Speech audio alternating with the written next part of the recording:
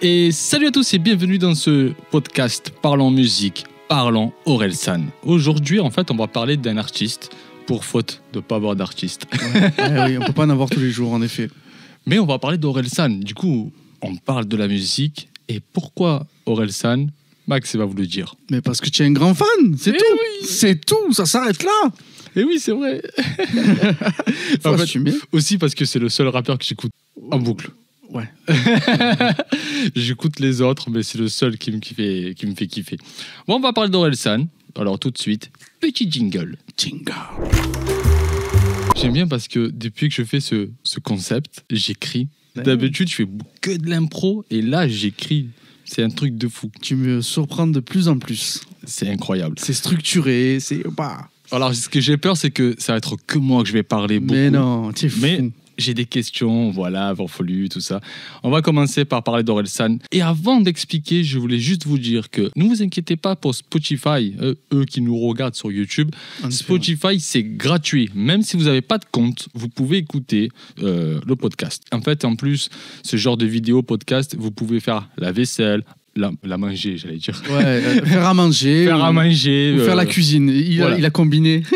En fait, vous pouvez faire n'importe quoi. Le but, c'est de mettre le son à fond et écouter. Ça. Alors, c'est bon. On a fini la petite auto-pub. Petit pub.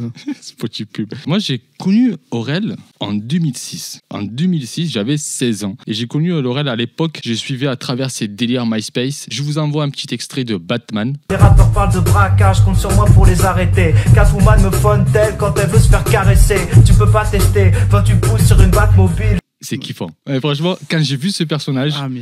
au début, je me suis dit, mais c'est qui ça? Moi, ça m'a un peu pas traumatisé, mais ça m'a...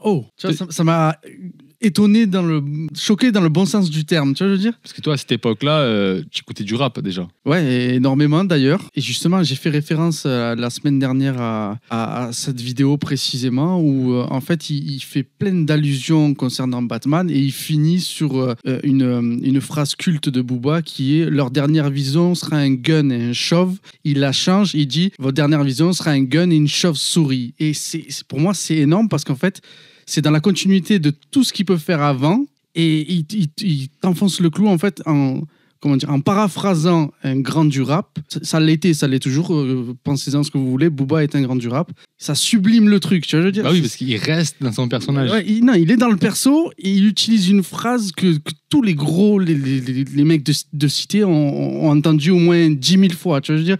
En écoutant ce son, je crois que c'est... je sais plus le son de Booba, tu vois, pour le coup. Je sais plus si c'est une nouvelle école.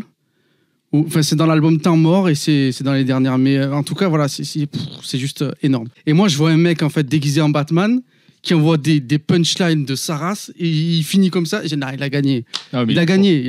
il était d'où il sort? Déjà, voilà, moi, la première question, c'est d'où il sort, ce mec. C'était ça. Moi, parce qu'au début, je me dis... en fait, moi, j'écoutais beaucoup du punk à ce moment-là parce que j'étais dans, on va dire, traversée de punk, de ska, tout ça. Et quand j'écoute ça, j'ai fait « Waouh, c'est quoi ce style de punk ?» Voilà. Mais c'était ça, mon truc. Je me disais « C'est qui ce gars et tout ?» En plus, c'est un blanc, il arrive avec ce habillé en Batman. Mais je me dis « Mais c'est qui ?» Et c'est à partir de là, en fait, que je suivais, en fait, son MySpace. Ensuite, il y a eu, si je dis pas de bêtises, Facebook. À un moment, il est arrivé aussi, il était beaucoup sur Facebook. Pour moi, je me suis dit, mais attends, mais ce gars, je comprends pas son délire, en fait. Parce qu'il faisait des phases, il était perché. Ouais. Mais je kiffais, en fait, ce qu'il faisait, mais je le voyais pas comme un artiste à l'époque. Je voyais un gars qui fait des sketchs musicaux. C'est ça. On pourrait même le qualifier au début d'un anti-rappeur. Tu vois, je veux dire. Parce qu'il était à l'opposé de tous les codes de ce que doit être un rappeur. Mais oui, c'est bien ça. Et du coup, après cet extrait de Batman, un an plus tard, je tombe sur le clip Saint-Valentin. Petit extrait, mais sans musique, voilà, pour ceux qui regardent YouTube. Ouais. Alors, Saint-Valentin, j'avais 17 ans, d'accord? 17 ans, j'étais adolescent, j'étais perdu d'avance. Et en fait... Ça t'a pas aidé. Ça m'a pas aidé du tout. Et en plus, c'était tous les délires que je faisais à l'époque. Moi, j'ai que 17 balais et j'ai dit waouh, mais il est fou. Et c'est là en fait que je commençais à me dire mais c'est quoi ce style de musique? Et je comprends que c'est du rap en fait. C'est là où je suis tombé amoureux d'Aurel, en fait, de son univers. Ouais, De dire, mais le gars, il est perché, Ouais. frère. Il fait Saint-Valentin. En plus, quand tu es adolescent, laisse tomber tous les gros mots qu'il lance dedans, ça te suit. Ouais, c'est même pas la peine. Ouais. Et c'est de là, en fait, que je dis que Aurel, en fait, c'était le seul rappeur que j'écoutais. Parce qu'à un moment, tu vois, les potes, ils me disent, non, mais écoute ça, tu verras et tout. C'est du vrai rap. Mais en fait, je ne voulais pas du vrai rap. Moi, je voulais quelqu'un qui me laissait ce côté un peu ironique et drôle. Et surtout drôle, en fait.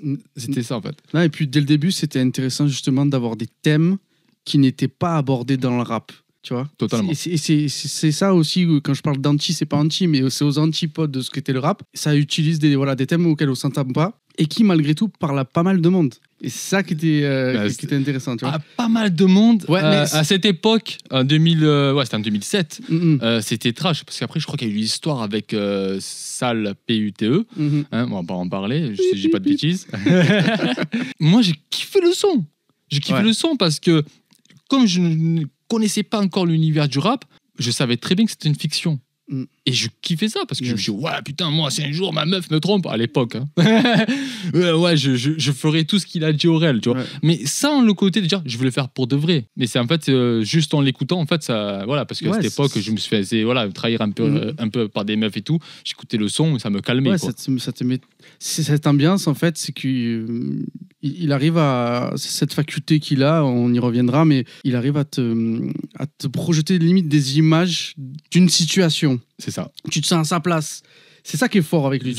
Les textes, ils sont vraiment intéressants pour ça, ouais, c'est vrai. Aurel m'a fait connaître le rap. Son album 2009, Perdu d'avance, du coup, je vois un album, je le vois dans Facebook et tout ça.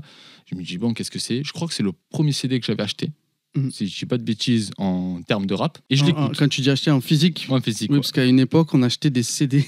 C'est vrai. J'avais oublié. Pour ceux qui sont nés en 2000. À l'époque, on allait à Virgin Megastore. C'est ça. Voilà.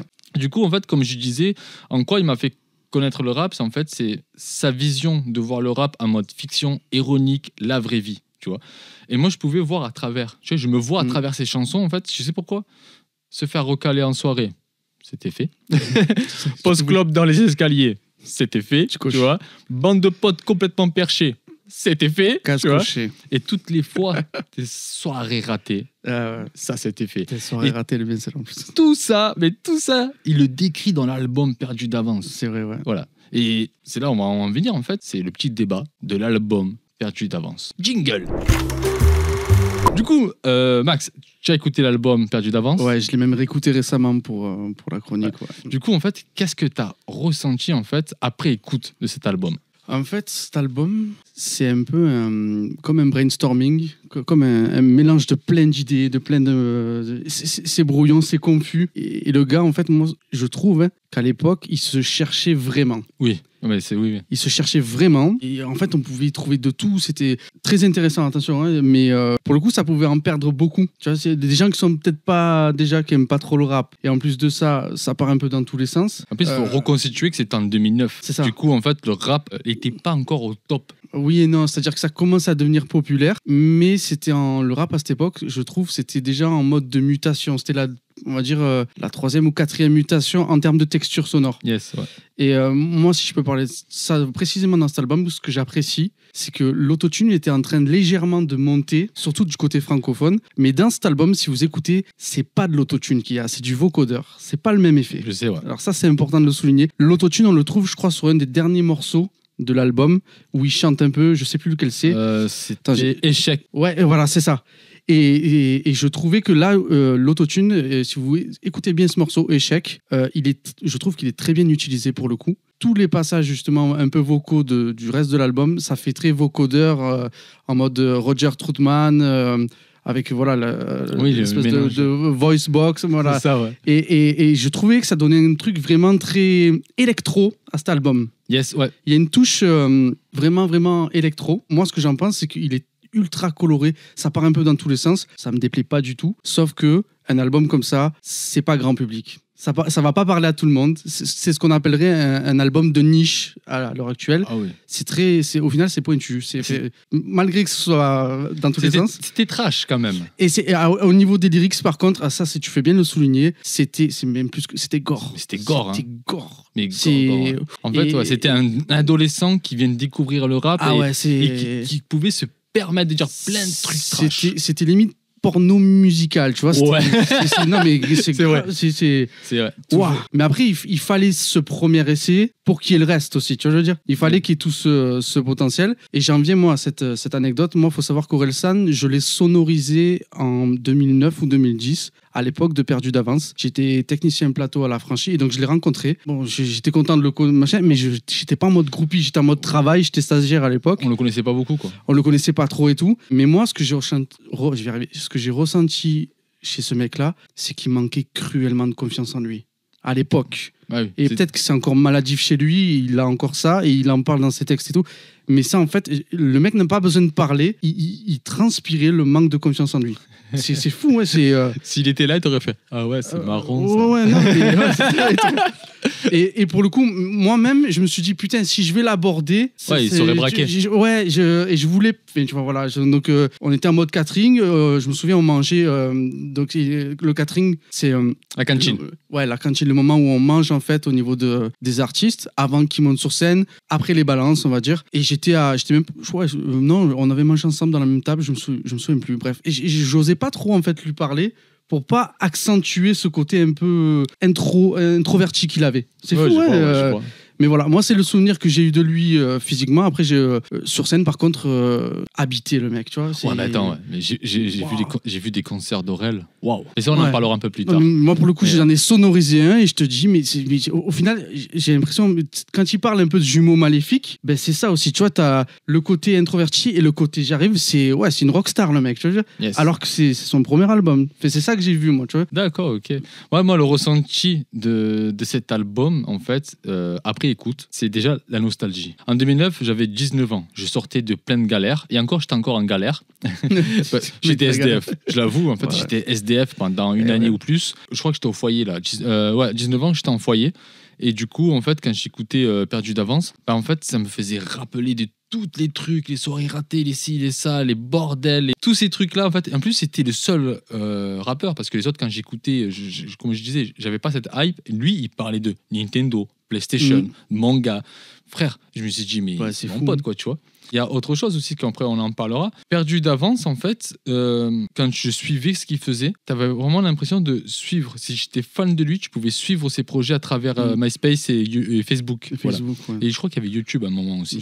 Moi, j'ai pas suivi en toute franchise. Et du coup, en fait, ça, j'en parlerai un peu plus tard. Mais pourquoi j'ai beaucoup accroché avec Aurel. Pour dire, en fait, le ressenti d'après écoute, ça m'a fait rappeler, on va dire, pas les mauvais souvenirs, parce que je peux pas dire que c'est des mauvais souvenirs, parce que c'était ça qui m'a forgé. Tous ces trucs débiles qu'on a fait à tant cadeau, parce qu'on n'avait pas des parents, en fait, moi j'avais pas, tu vois, même mes potes, on n'avait pas les parents qui... pas un cadre voilà, derrière, on était libre de faire ce qu'on voulait. Avec tous ces bitches là, en fait, Aurel l'a retranscrit dans cet album, et après écoute, je me suis dit waouh, tout ce que j'ai fait. C'est ça. Du coup, pour la deuxième question, en fait, sur encore l'album 2009 de Perdu d'avance, quel est le titre qui t'a plus marqué et pourquoi? Non, en fait, c'est pour le pire. C'est pour le pire. Ouais, c'est pour le pire. Ouais. Et c'est justement le côté, comment dire, il y a des déclarations d'amour et il y a des déclarations de foutage de gueule, ou je sais pas comment on va faire. C'est ça en fait le truc. Ce truc-là, un peu, comment expliquer, qui me plaît dans ce morceau. Ouais, c'est pour tous les gens qui font des promesses. Non, moi je te promets que tu vas en baver pour ta race. Et c'est l'honnêteté en fait de la démarche. Mais c'est un truc en fait. Il fait pas lover R&B. Non, c'est le contraire de. C'est précisément ça. Et c'est le truc en fait. Socialement, tu te verrais pas dire ça à ta nanana, quoi. Tu veux dire? Et tu pourrais, tu vois. Mais tu vois ce que je veux dire, mais quelque part ça c'est criant d'authenticité, tu vois, je veux dire, t'es content, c'est bien, t'es pas content, c'est pareil, mais attends-toi à ça, tu vois, au moins c'est... En fait, il dit tout haut ce que tous les mecs pensent tout bas, tu vois. Au final on arrive à ce truc là de dire c'est bien un rappeur parce qu'il pose bien ses couilles là, tu vois, il dit voilà, tiens. Et totalement. Voilà. Et moi je crois que c'est celui-là, mon préféré de l'album, rien que pour ça, tu vois. Ouais, moi j'en ai plusieurs. En fait, j'en ai plusieurs, mais le plus après réécoute, c'est peur de l'échec. Voilà. Ouais, c'est ça. C'est juste après pour écoute parce que en tant qu'artiste, tu vois, en tant qu'artiste, lui, il te sort des vérités en plein face, tu vois. Et sinon, quand j'étais plus jeune, en fait, c'était quasiment tout l'album, en fait. Parce que je l'écoutais en boucle. Ouais, c'est ça. Du coup, j'ai pas de préférence. Et qui c'est qui m'a plus marqué? Pas du tout, en fait. Mais maintenant que j'ai 33 ans, bah, c'est peur de l'échec. Tu vois. Ouais. Voilà, c'est celui-là qui... Et pourquoi? Bah, par rapport à ce côté-là. Tu vois, le côté ça, artistique, en fait. C'est peur de l'échec, tu vois. Et moi, ce que j'aime bien aussi, c'est qu'il y a ce côté remise en question, du fait de tout remettre en question, tu veux dire. Et ce morceau, il est fort pour ça. Mais c'est pas mon préféré parce que je préfère pour le pire. Lui, il a envie de faire gouloum gouloum. Du coup, on va passer à la deuxième. Mais avant, je parlais un peu d'Aurel. J'ai tout écrit. Franchement, j'ai envie de respecter ma trame. Vas-y, respectons-la. Du coup, en fait, genre, comme je vous le disais, parce que c'est moi que je fais la chronique d'Aurel. Boucan-san. Boucan-san. San, ça veut dire monsieur. Ça veut dire 3. Du coup, en fait, pour moi, Aurel San, comme je l'ai écrit, était le premier créateur de contenu du web. Pourquoi je dis ça? Parce qu'en fait, genre, comment créateur de contenu, youtubeur, tu vois. En fait, parce que quand on le suivait sur MySpace... Salut et bienvenue sur mon MySpace. Facebook et sur YouTube, en fait, il nous racontait en fait l'évolution de son projet au début de sa carrière. Franchement, il y a plein de petits extraits là que je vous mets. Et d'où pourquoi, en fait, j'ai accroché avec Aurel. À cette époque, j'avais l'impression que c'était mon pote qui me donnait des nouvelles de son projet, tu vois. Exemple, le dernier jour de taf qui est sur YouTube. Et vous allez voir ça, c'est magique. Aujourd'hui, c'est un jour spécial pour moi parce que c'est mon dernier jour de taf. Je sais que j'ai pas été trop présent dernièrement, mais on a avancé sur l'album, perdu d'avance. On a trouvé un deal avec Vagram. On va pouvoir quitter ce taf de merde après 3 ans de bons et loyaux services. Je serai avec Abla, Scred et Grinch sur scène, on fera des inédits de l'album. Donc on a des concerts de prévus à la rentrée, on fait une résidence à la Poule Noire. Faut poser un truc, j'aurais dû le poser de base. Tout l'aspect visuel, j'ai complètement décroché. L'aspect musical, j'ai écouté au fil de l'eau. Et après l'aspect visuel, on va en parler plus tard, mais tout ce qu'il a pu faire en termes de filmographie, de séries, etc., j'ai pas vu. D'accord. Okay. Mais par contre, sa musique, je l'ai écoutée. Je l'ai écoutée, réécoutée et réécoutée là récemment. Ouais, du coup, en fait, ce côté où Aurel... oui, après, j'étais grand fan, en fait. Parce que Aurel, quand il a sorti, en fait, perdu d'avance dans les bacs, en fait, tout ce côté de création, de signature de label, parce que par exemple, le dernier jour, comme vous l'avez vu, il dit depuis que j'ai signé avec un label, tout a changé. En fait, il expliquait que c'est bon, là, il a signé, tu vois. Et du coup, il mettait en promotion en fait son album et il donnait des dates là où il allait se produire en fait. C'est normal parce que sa communauté, il était sur Internet. Après, il faut pas oublier que Aurel, c'est un enfant d'internet parce que comme il pouvait pas se produire à la télé tout ça et tout, en fait de lui-même en fait il s'est autoproduit sur internet, hein. Voilà quoi. Après, un grand merci à Scred parce que c'est grâce à lui avec son label qu'il a pu le faire monter sur scène, mais sinon il était tout le temps sur internet, il bouffait internet en fait, et c'était pour moi le premier créateur de contenu parce qu'il donnait des nouvelles, il faisait des podcasts, il faisait des vlogs. Wow, le mec, ça n'existait pas ça à l'époque. Non, en effet, ouais. En fait, il était là au bon moment. Je pense aussi, voilà. Parce que là, maintenant, il aurait fait ça. Wow. Alors après, outre-Atlantique, il y en a déjà qui le faisaient un peu, même avant lui. Mais moi, il n'y a que récemment que j'ai vu qu'ils avaient fait ça, tu vois, encore une fois. Mais moi, je ne suis pas le mec de l'image et de la vidéo, tu vois, pour le coup. Donc, je ne m'aventure pas sur un terrain que je ne maîtrise pas. Je vois. Du coup, on va passer sur la chronique, là où a tout commencé pour Aurel. C'est là où il change de nom. Voilà. L'album Chant des Sirènes en 2011. Yes. La grosse claque pour moi. Aurel a beaucoup évolué dans son style musical et on le ressent dans cet album, tu vois, dans Chant des Sirènes. Et au niveau des textes aussi. Et aussi, ouais. En fait, il y a tout à évoluer. Et pour moi, le premier titre, Raël San, comme je le dis en fait, la renaissance d'Aurel. C'est là en fait qu'il a envoyé le clip à la télé et c'est le titre qu'annonce son album Chant des Sirènes. Du coup, par rapport à Aurel, cet album Chant des Sirènes, que beaucoup de monde l'ont connu grâce à La Terre est ronde. C'est ça. C'est la vérité. Morceau que j'aime le moins de toute sa discographie. Moi, je vais te dire encore, moi j'aime toutes. non, mais oui, mais le problème c'est que tu n'es pas, comme on dit, tu n'es pas impartial parce que c'est très subjectif ton avis. Parce que tu kiffes le gars, machin et tout. En fait, tu kiffes son univers. En fait. Voilà, tu kiffes son univers, etc.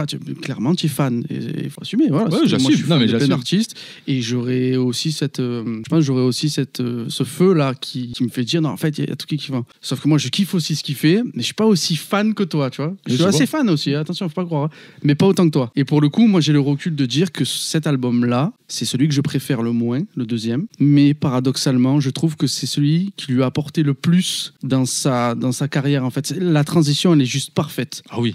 Parce qu'il est passé, comme j'ai pu dire avant, d'un album de niche, on va dire, niche de l'époque, à un album grand public. Et totalement, c'est ça que j'ai aimé. Et cette musique-là, la Terre Ronde précisément, elle incarne ce que je suis en train de te dire, dans le sens où ça parle à tout le monde, tu vois, pas plus qu'aux rappeurs, plus qu'aux adolescents en manque de je ne sais quelle sensation forte. Ça parle à ces grands publics, voilà. C'est ça. Ouais. Et pour moi, c'est un réel tour de force, parce qu'il faut savoir qu'il a eu des procès au cul. Bon, pour ceux qui n'ont pas vu la série qui est sortie, on en parlera un petit peu après. C'est un tour de force dans le sens où tu quittes un perdu d'avance avec un procès au cul pour sale pute. Enfin, c'était même pas dans l'album, ça, sale pute. Non, c'était pas dans l'album. Et en fait, tu reviens avec un album comme ça, t'as changé les visuels, t'as ci, t'as ça. Ok, t'as un morceau dans ton album qui est un hymne, en fait. Tu vois, c'est un hymne où tout le monde s'y retrouve, etc. et tout, et que je trouve, désolé, moi, je le trouve niais, ce morceau. Ce morceau m'ennuie. Excusez-moi. Ben après, t'en as d'autres que t'as kiffé. Ouais, non, mais alors, par contre, oui, dans cet album-là, moi, c'est Mauvaise Idée, ça me fait trop rire. Voilà, Mauvaise idée, ah ouais. Mauvaise Idée, je crois que c'est, voilà, pour le coup. On pouvait faire plein de mèmes là-dessus. C'est ça. Ça, pour moi, Mauvaise Idée, encore une fois, c'est sa force d'image qu'il peut vous mettre avec ses mots qui ressort. Tu vois, ça, ouais. De suite, tu vois la scène. Et ouais, Mauvaise Idée, ouais. Ah ouais, carrément. Et ça, pour moi, c'est trop kiffant. Et il y a des trucs qui disent que peut-être il y en a qui n'ont pas les images. C'est ça que je veux te dire. Et moi, limite, tout ce qu'il raconte... Ah, tu vois et tout. Je les ai. Tu vois, mais il y en a, c'est là où justement le tour de force, il est là. C'est qu'il y a certains morceaux dans l'album qui sont grand public, et d'autres, comme celui-là, par exemple, qui le sont un peu moins, voire même beaucoup moins. C'est vrai que là, il était en transition pour moi entre le punchline un peu hardcore et cul. On va dire grand public, c'est-à-dire que tout le monde pouvait écouter. Et tout le monde, en fait, beaucoup de monde, pouvait, on va dire, se reconnaître à travers Aurel. Carrément. C'est carrément Après, c'était un travail qui a été avec Scred, parce que tout l'album de Chant des Sirènes a été composé avec Scred. Avec Scred, ouais. Et quand il est revenu, moi, c'est le ressenti, en fait, après écoute, c'est le truc d'Aurel, qu'en fait, quand il est revenu là-dessus, moi, j'écoutais les anciens morceaux, tout ça et tout, et quand il était arrivé, en fait, Chant des Sirènes, je me souviens, je regardais la télé, tu vois, j'étais pas trop, on va dire, derrière le truc, je vois la télé, je vois le clip, je vois un gars, vient du futur en mode ovni. Je dis, c'est Aurel San. Ouais, et du coup, tu vois, en plus, on ne disait même pas Aurel San, parce qu'à l'époque, c'était Aurel. Et du coup, Raël San. Et du coup, moi, je faisais pas la liaison. Je fais, mais c'est Aurel. Tu vois, genre en mode. Mais c'est lui. Et du coup, il arrive avec des punchlines de ouf. C'est ça. Et alors, moi, mon titre préféré, c'est vrai que c'est Raël San, parce que, on va dire, c'est la grosse claque que j'ai reçue et j'ai kiffé. Après, c'est vrai, toutes, moi, je les aime bien, tu vois. Mais Raël San, c'est là pour moi, genre, il dit que des vérités, tu vois. Ouais, c'est ça. C'est un truc de ouf. La petite marchande de porte-clés qui me plaît aussi. Ah ouais, c'est un poème. C'est que ça. Et en fait, c'est le... Comment dire ? C'est le storytelling. Moi, je te le disais hors caméra tout à l'heure. Ce mec est trop fort en storytelling, en fait. Parce que c'est un scénariste, en fait. Quand il te raconte un morceau, tu vis la scène, tu vis le moment, tu vis le truc. Je trouve ça fort. Je trouve ça très très fort. Donc ce morceau aussi me plaît, pas d'un point de vue musical pour le coup, d'un point de vue écriture. Ouais, en fait, on peut même faire un film là-dessus tellement. Ce côté fiction, il est trop fort. C'est ça. Le storytelling, pour moi, c'est l'une de ses grandes forces. Est-ce que tu te rappelles de la fin de cette chanson? Il la croise en fait. Il la croise et elle lui dit non, j'ai pas de monnaie, désolé. Et ce que j'apprécie aussi chez lui, c'est le côté chute et le côté comique de la chose. Tu vois, je veux dire, je serais celui qui ferait une blague avant de mourir. Tu vois, c'est typiquement ça. Voilà. Et moi, ça me fait kiffer. Après, il y a aussi Suicide Social. Celui-là, il frappe. Ce genre de texte poignant qui est vraiment. Et ça en refrain. Et voilà, c'est ça. Il enchaîne. En one shot comme ça. Je sais pas combien de mesures il y a, je les ai pas comptées, mais bon, c'est assez long. Je crois qu'il fait 5 ou 6 minutes le morceau. C'est ça, ouais. Mais en plus, l'écriture de Suicide Social, déjà, c'est rythmé, sans refrain. En plus, on va dire vrai. tout ce qu'il dit dedans, c'est vrai. Quoi qu'il en soit, en fait, tu peux te dire, te reconnaître encore une fois. Tu te reconnais, quoi. C'est grand public. Même quand à un moment, il parle des néo-nazis, un moment quand il parle de la gay pride, quand il parle des associations, quand il parle des... Mais là, pour le coup, c'est grand public, dark side, tu vois. Genre, c'est pas grand public bisounours comme la Terre est ronde. Non, mais tu vois, et c'est là où moi, je m'y retrouve un peu mieux, tu vois. Ouais, parce qu'en fait, il t'annonce tout comme ça. C'est ça. Et en fait, au fond de nous tous, on a cette part d'Aurel, tu vois, le côté dark, voilà, le côté sombre. Ouais, c'est exactement ça. Autre chose sur cet album, moi, ce que j'ai remarqué, et bon, il y avait pas mal d'albums entre 2011 et 2014 qui ont suivi un peu cette mouvance-là de mettre des sons électro. Oui. Mais genre dubstep, tu vois, de l'électro un peu perché, pas perché, mais pas du boom boom, pas de l'EDM, ce qu'on appelle ça EDM maintenant. Et pour le coup, il y a pas mal de morceaux, alors j'ai plus les titres, vous m'en excuserez, qui sont teintés de dubstep. Et on entend un peu des sonorités électro de dubstep. C'était le délire d'Aurel en fait. Ou de Scred qui s'essayait à des trucs. Mais alors, il y a le délire d'Aurel, certes, mais comme je te dis, de 2011 à 2014, il y a eu pas mal de sons dans cette mouvance-là, c'est pas une mauvaise chose. Hein. Mais pour le coup, ça aussi, ça marque une transition dans ce que je te disais tout à l'heure, la mutation du rap dans la texture sonore. Autant il peut y avoir des boom bap aussi, tu vois, des trucs old school des années 90 dans cet album. Autant il peut y avoir des mélodies plutôt tranquilles, la petite dame, la petite fille au porte-clés. Et autant il peut y avoir, je crois que c'est Double Vie, je sais plus laquelle c'est. Double Vie, ouais, c'est ça. Ouais. Où justement, on est dans une mouvance où en fait, il y a du rap, mais on met aussi de l'électro. Ça, c'est dû, je pense, à un garçon qui s'appelle Stromae, qui a sorti son album, et on pourra un peu apporter du sujet. Oui, c'est vrai. Qui a sorti son album parce que les deux ont travaillé ensemble. Mais beaucoup de fois, en fait. Voilà. Paul et Aurel, ils ont beaucoup travaillé ensemble. Et pour le coup, les gens ont capté qu'il y avait un truc à faire avec l'électro et qu'il fallait pas rester fermé en mode non, vieux sample à l'ancienne, vinyle, comme ça, non. Donc je pense que c'est lui aussi, ils se sont, parce qu'il y a Scred derrière aussi, ils se sont essayés à ce truc-là. Et ça a plutôt bien pris, tu vois. Ça a marqué aussi la transition aussi. Ah oui, voilà. C'est juste je voulais juste parler de la texture sonore de l'album. Quoi qu'il arrive, encore une fois, ce qui est intéressant aussi chez Aurel, c'est la cohérence, l'homogénéité. Ouais. Même moi, j'ai du mal. L'homogénéité des morceaux. Et je trouve qu'en fait, on a une couleur dans chaque album. On a vraiment une couleur. Là, la couleur, en fait, sur des sirènes, c'est quelqu'un qui vient pour dire je vais tout claquer. Ouais, c'est ça. Mais en plus, en parlant de cohérence, Double Vie.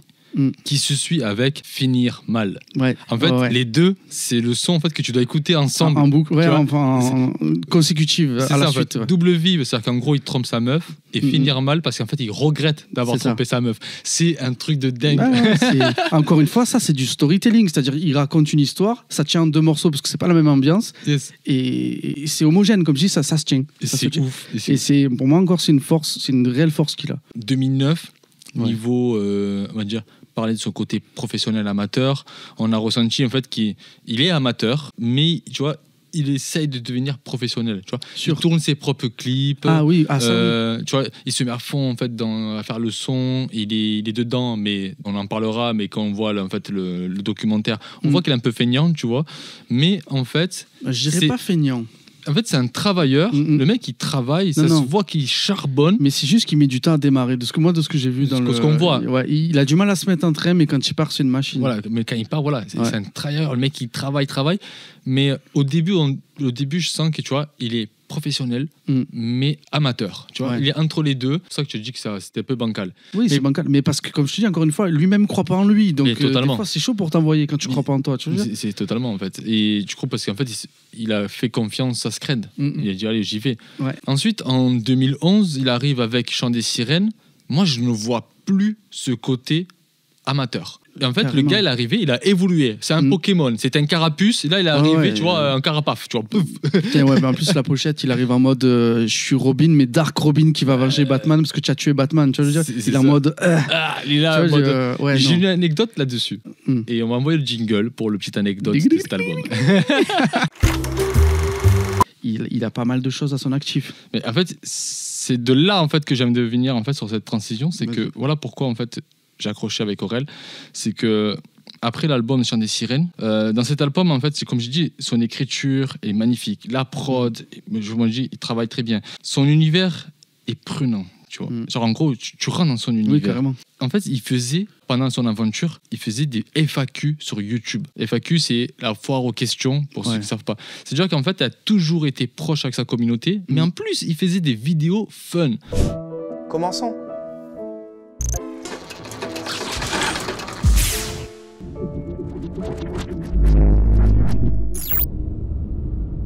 Quand Teen of the Monkey se demande c'est comment la vie dans l'espace. Eh bien, la vie dans l'espace, c'est un peu comme l'adolescence. C'est long et plein de solitude. Eh bien, bonsoir. Raël San avec vous pour cette émission spéciale Armageddon. En cette date significative du 21 décembre 2012, j'ai choisi de passer ce moment avec vous avant d'aller rejoindre mon équipage et mon vaisseau, le Normandie AC-82. C'est-à-dire, il se fait passer pour un gourou, le mec a un ovni, un extraterrestre, qui vient pour envahir la Terre. Et en fait, il répond aux gens, mais avec ce personnage comme Batman. Mais voilà, là, c'est Raël San. C'est ça, mais parce qu'en fait, Raël, c'est en référence à un gourou américain. Raël. C'est pour ça, Raël San, en fait. Je pense. Je pense aussi. Là, je pense. Je peux. Mais Raël, c'est le nom d'un gourou d'une secte, je ne sais plus quelle secte d'ailleurs, qui a embarqué tout le monde dans son délire. Quoi. Voilà, mais lui, c'est typiquement fiction et on adorait. Mais on adorait, en fait, suivre drôle. Ce gourou. Ouais. Ça fait penser à Skippy, là, tu sais, les inconnus. C'est exactement ça. Skippy. Mais du coup, en fait, c'est pour ça que moi, j'ai dit, pour moi, Aurel San était le pionnier des youtubeurs actuels. C'est qu'il faisait de la musique, mais il restait proche avec sa communauté. En fait, il osait sortir un peu de ses côtés rap pour proposer, on va dire, des mises en scène sur YouTube, des trucs de fou. Il y avait, par exemple, le truc de Noël, la nouvelle année. À un moment, il était dans sa voiture en train de dire « Ouais, bon, je me casse sur Terre, tu vois, je me casse parce que je vais quitter la planète. Il y en a marre. Je vous laisse, en fait, comment on appelle ça, mes clones. Ouais, mes clones. Mais nous, on se taille parce que la planète, elle va crever, tu vois. Et du coup, en fait, c'est ce que j'ai adoré d'Aurel et c'est pour ça que j'ai accroché. Je me suis dit, ce personnage, je le kiffe. Mais bon, entre 2011 et 2013, il s'est passé quelque chose. Ben, ça n'est passé plein. Parce que pendant, en fait, ce qui sortait l'album et tout, il y a eu un son qui est arrivé, Ils sont cool, avec Grange. Ah oui, celui-là, oui. On revenait un peu à l'époque de Perdu d'avance, mais un peu plus mature, mais très jackass. Très jackass. Très jackass, très dosé. Et il y avait aussi, attends, je me trompe pas, ils étaient en Senseiya dans le clip. C'est ça. Ah oui. Et le boss de fin, c'était Maître Gims. Maître Gims qui arrive. Et en plus, c'était trop bon. Il fusionne. Et tout. C'est un truc de fou. Nemp, ouais. C'est vraiment Nemp. En fait, je crois qu'ils ont inclus, si je dis pas de bêtises, Ils sont cool dans les chants des sirènes. Ou peut-être qu'il était déjà dans les chants des sirènes. Non, il est dans le chant des sirènes. Ouais, oui, il est dans le chant des sirènes. Oui. Le duo du siècle. Wow. Moi, pour moi, j'appelle ça le duo du siècle. Aurel et Grange, les casseurs-flotteurs. Déjà, même le nom casseur-flotteur, il vient de Maman, j'ai raté l'avion. C'est ça. Déjà. Les deux braqueurs, là, ouais. Déjà, tu vois que les deux, ils sont dans la culture pop. Tu vois que dans les années 90, ils bouffaient des films et des dessins animés à fond. Et tu vois, c'était ouf. Tu vois que c'est des enfants ces enfants d'aujourd'hui. Ouais. D'aujourd'hui, genre de notre époque. Ouais. Genre, moi, je me repérais. Moi, en tant que fan, je me disais, bon, j'étais un adolescent perdu d'avance. J'aimais les mangas, j'aimais jouer à la Play. Ensuite... Des conneries, simplement, tu peux dire. Ensuite, il arrive avec Chant des sirènes. Tu es un peu plus mature. Chant des sirènes, j'avais 21 ans. Je comprenais un peu ce délire, mais aussi, à 21 ans, tu es un peu, tu vois... Mais tu es entre la maturité... Et l'adolescence. Tu restes un geek aussi, tu vois, un peu geek sur les bords. Il le dit lui-même, j'ai été geek avant que le terme existe, tu vois. C'est ça. Et ça, pour le coup, ça parle, j'ai même envie de te dire, je vais aller plus loin, ça parle à l'enfant qui est en nous. C'est ça. Tu veux dire, totalement. même si on a vécu, on va dire, les mêmes trucs, parce qu'on a à peu près le même âge, je pense que n'importe quel enfant s'y retrouve et n'importe quel adulte qui a oublié un peu l'enfant qui est en lui, en l'écoutant, peut le retrouver. Ah oui, il revient. Ça revient. Et du coup, en fait, les casseurs-flotteurs, moi, j'ai dit que c'était un album magique, un duo magique, parce que ça n'a pas seulement resté, en fait, sur les casseurs-flotteurs. En fait, moi, je veux juste savoir, est-ce que tu as écouté, en fait, l'album Casseurs-flotteurs ? Alors oui, je l'ai écouté. En toute honnêteté, je l'ai écouté après avoir visionné le dernier documentaire qui est sorti. C'est quoi déjà le nom ? Ne montre ça jamais à personne. Ne montre jamais ça à personne. Ça ne montre ça. Moi, c'est un truc comme ça, ouais. Ne montre ça à personne. Parce qu'en fait, j'avais même pas percuté qu'ils avaient fait un film avant. Comment c'est loin. Toute l'histoire. Enfin voilà. Et pour le coup, j'ai dit putain, ils ont fait un album et tout. Attends, je vais écouter au moins l'album. À défaut de ne pas pouvoir voir comment c'est loin. J'allais dire demain, c'est loin. Du coup, j'écoute et en fait, ouais, ça me réconforte dans ce que je te dis depuis le début. Et c'est ce que j'ai pensé quand j'ai écouté. C'est que les deux, c'est des as du storytelling. Ils peuvent te raconter la journée de deux gars, donc c'est ça qu'il est question, ou la semaine de deux gars qui doivent produire un album et qui ont traîné pendant je sais pas combien de temps. Et les détails précis, tu te dis non, mais en fait, ils l'ont vécu déjà, c'est pas possible. Tu te dis non, en fait, c'est trop. Tellement tu te dis non, c'est trop bien fait pour que ce soit fictif. Tu te dis même non, c'est la réalité, tu vois. Et c'est là où je te dis, ils ont une puissance, alors surtout quand il est avec Grinch, c'est même pas la peine, une alchimie entre eux. Une puissance pour raconter des histoires, c'est trop fort. C'est une fusion. Mais comme ils font, dans le clip, ils sont cool. Mais ils fusionnent à la fin. Ouais. En fait, c'est un peu comme c'est Ken et Ryu, tu vois, je veux dire, ils suscitent le meilleur en eux, tu vois, je veux dire. Et moi, j'adore ça.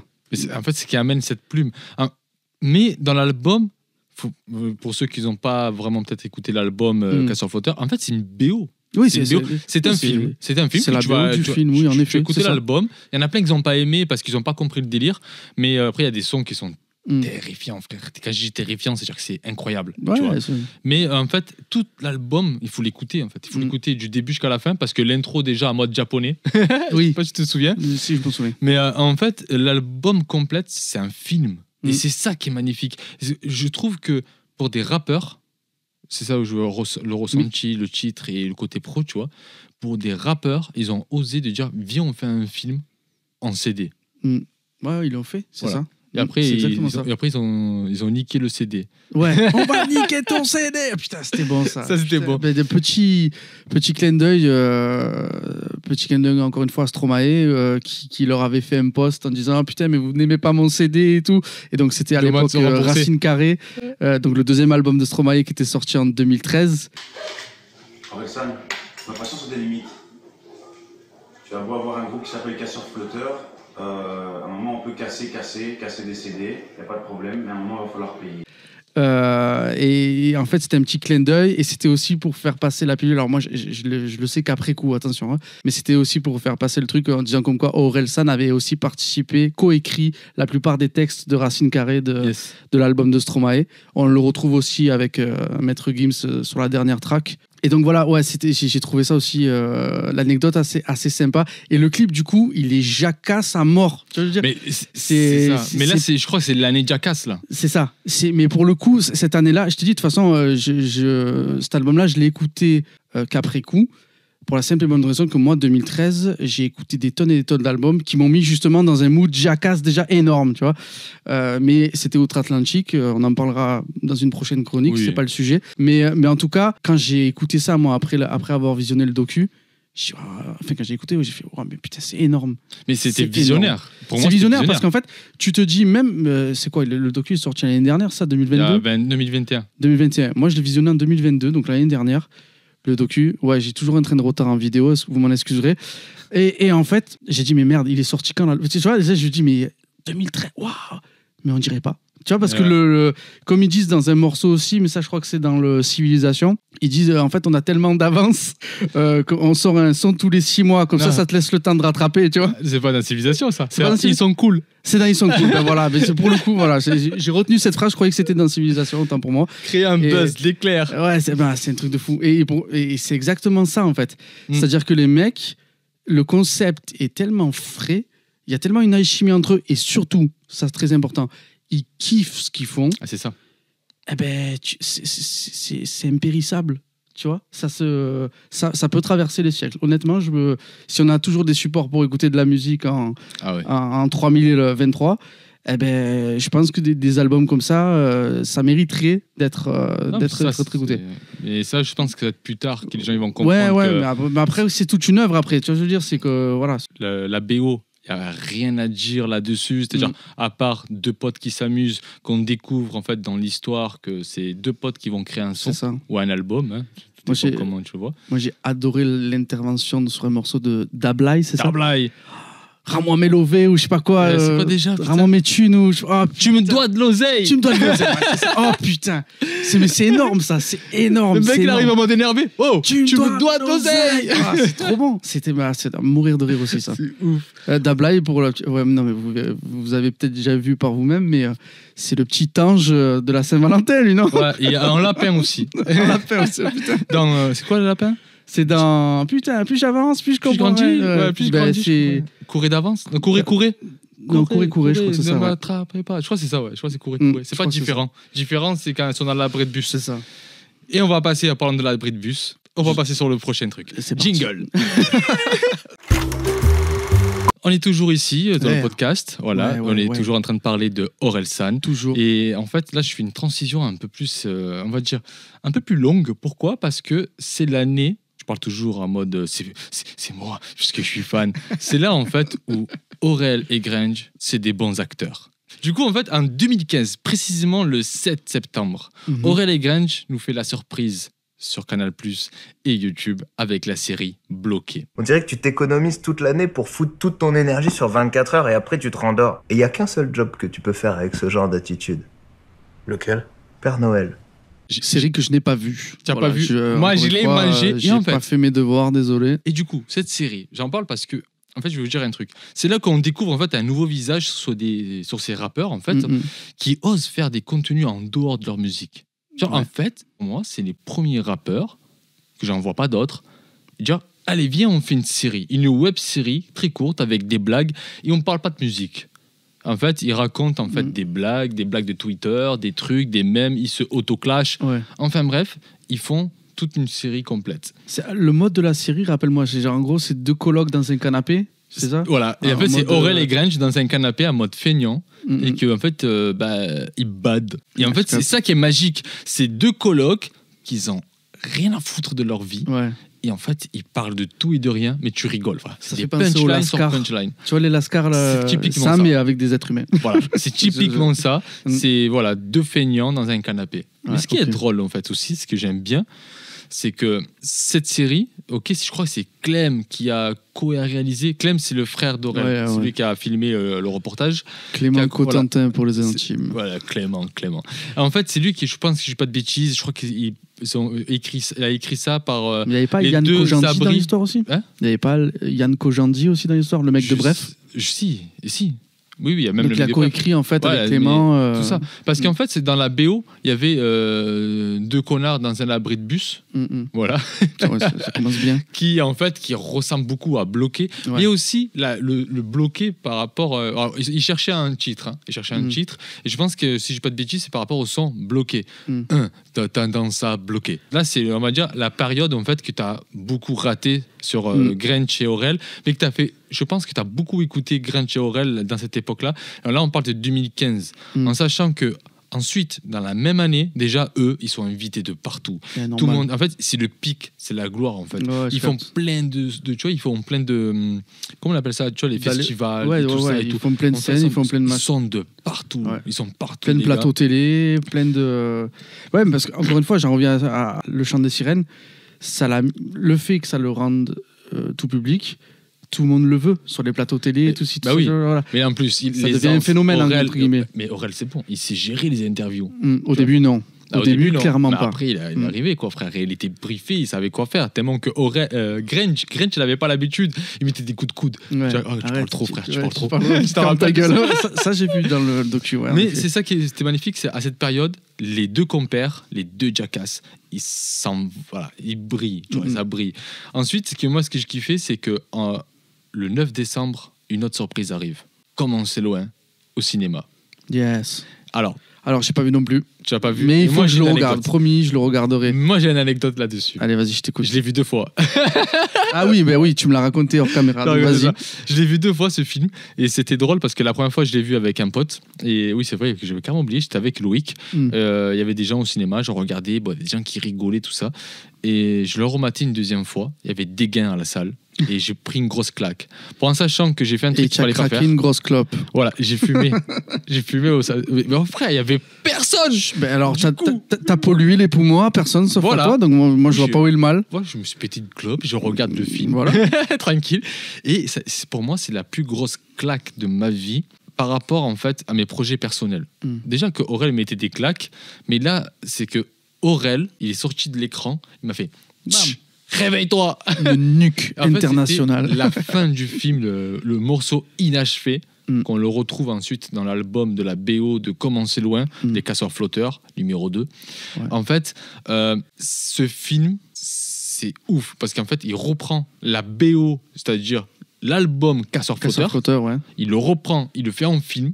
C'est un truc de ouf. On voit cette partie bloquée un peu sur le canapé. On voit un peu le style un peu 24 heures chrono. Genre en gros, là, il faut qu'il ponce un son pour finir en fait en grosso modo l'album, tu vois. Ouais. Et ensuite, tout se passe en 24 heures, frère. Et en 24 heures, il y a beaucoup de choses. Tu vois Et en fait, tu as toutes les phases Ça va. de En l'artiste. 24 heures, il s'en passe des choses en effet, ouais. Voilà, mais toutes les phases. C'est-à-dire la motivation, la perte de la motivation, on s'en bat les couilles.